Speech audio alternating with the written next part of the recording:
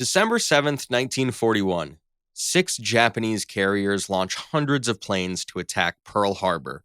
Soldiers jump from burning warships, fighter planes explode before they get off the tarmac. It's one of the bloodiest attacks in U.S. history, and nobody saw it coming. But let's change one thing. Anchored off Ford Island is something no one understands. A 100,000-ton nuclear-powered supercarrier from 2017.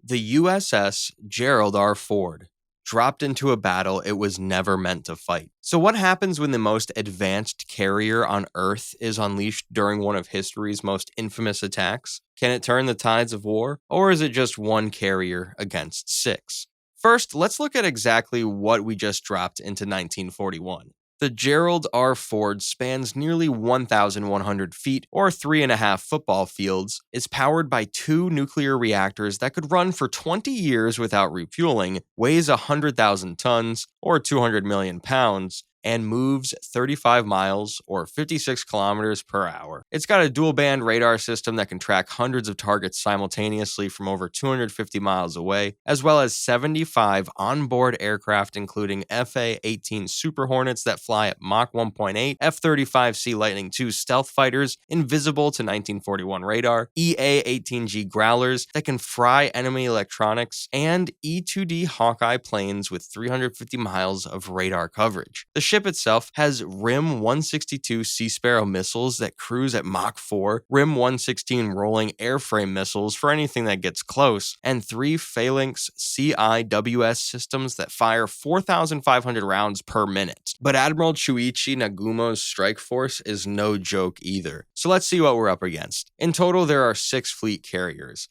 Akagi, Kaga, Soryu, Hairu, Shikaku, and Zuikaku. The apex predators of 1941 naval warfare, whose air wings pack 353 aircraft flown by the best pilots in the world. Among these aircraft are the fast and agile Mitsubishi A6M Zeros, Aichi D3A dive bombers, and Nakajima B5N torpedo bombers, carrying especially modified shallow water torpedoes designed specifically for Pearl Harbor. These pilots have trained for months under Commander Mutsuo Fuchida. They built scale models of Pearl Harbor and practiced until they could fly the attack route blindfolded. The Japanese plan is to send in 2 waves, the first to hit airfields and battleships simultaneously to prevent American response, and the second to take out whatever's left. It's devastating, and historically, it works perfectly. 5:30 a.m.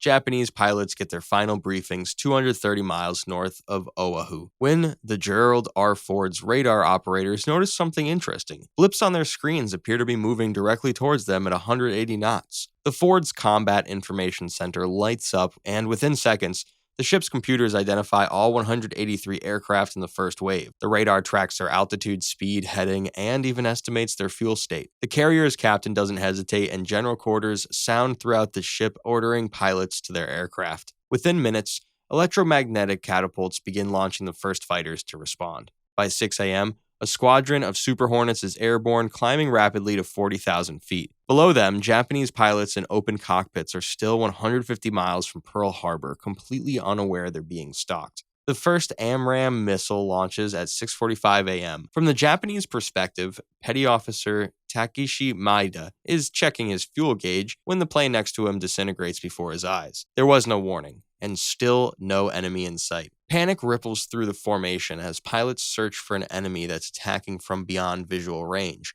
Some dive for the deck while others climb desperately. The tight attack formation that took months to perfect dissolves into chaos in seconds. The first attackers are the Super Hornets, which engage from 30 miles away as their radar-guided missiles make the pilot's job to fire and forget. Commander Fuchida tries to restore order over the radio when he notices something is wrong. Several of his planes are indeed missing, but even the ones still in the air aren't responding to his call. EA-18G Growlers have arrived, their EW rendering every Japanese radio useless.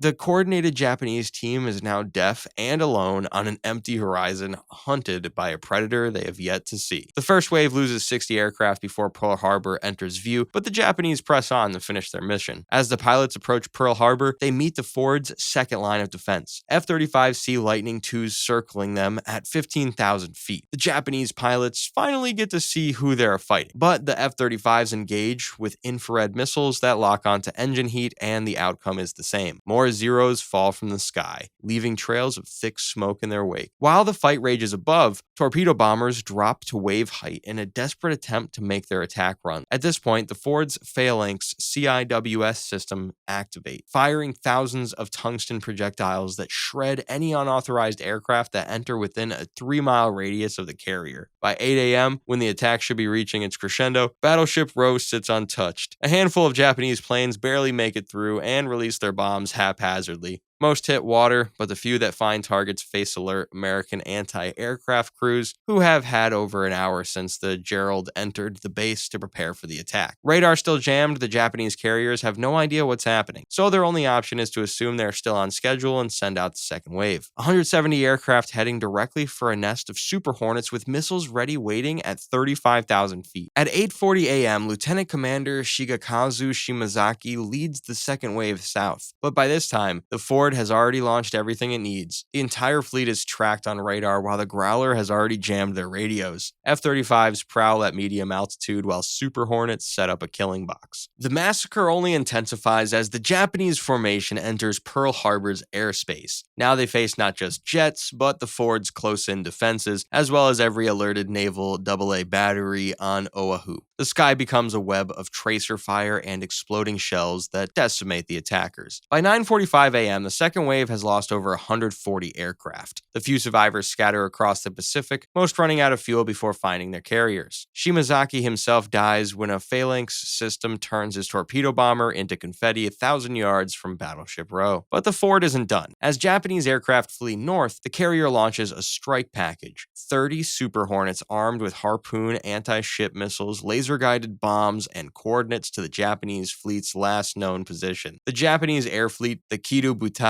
has no more air support. Every fighter is either in the water or running on fumes. Lookouts spot the incoming jets, but their anti-aircraft guns are designed for planes flying 300 miles per hour, not 1,200. All they can do is watch. Akagi takes 3 Harpoon missiles to its center and splits in half. The Kaga's aviation fuel detonates after a direct hit from a 2,000-pound laser-guided bomb. Within 20 minutes, 4 Japanese carriers are burning and sinking. The remaining 2 flee west at flank speed as their captains desperately radio reports about jets that fly faster than sound and missiles that guide themselves. But Growlers are still in the air, and the only people receiving their messages are the ones standing next to them. When the smoke clears, the Battle of Pearl Harbor has become Japan's worst naval defeat. They lose over 300 aircraft, 4 fleet carriers, and their best pilots, while American casualties number in the dozens and the Pacific Fleet is ready for war. Or what do you think would happen? And if you're curious about what would happen if a Navy SEAL fought in the Coliseum, check out the video on the screen now. Thanks for watching.